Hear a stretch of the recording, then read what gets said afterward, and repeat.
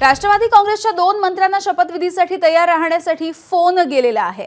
यामध्ये हसन मुश्रीफ आणि नरहरी झिरवाळ यांचं मंत्रिपद आता निश्चित झाल्याचं कळतंय। हसन मुश्रीफ यांना उपमुख्यमंत्री अजित पवार यांनी फोन केला, तर नरहरी झिरवाळ यांना प्रदेशाध्यक्ष सुनील तटकरे यांनी फोन केला। तर मला अद्यापही फोन आलेला नाही, त्यामुळे माहिती नाही, पण मंत्रिपद मात्र मिळेल अशी धर्मराव बाबा आत्राम यांनी माहिती दिलेली आहे।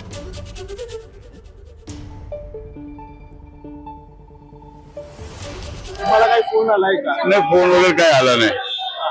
Weight and watch. तर काय वाटतंय यावेळेस नवीनांना संधी दिली जाईल असं देखील बोललं जातं? ठीक आहे, नवी जुनी सगळं घेऊनच होईल पुढे। तर काय अपेक्षा काय वाटतं यावेळेस संधी पुन्हा एकदा? संधी तर मिळेलच, मिळणारच।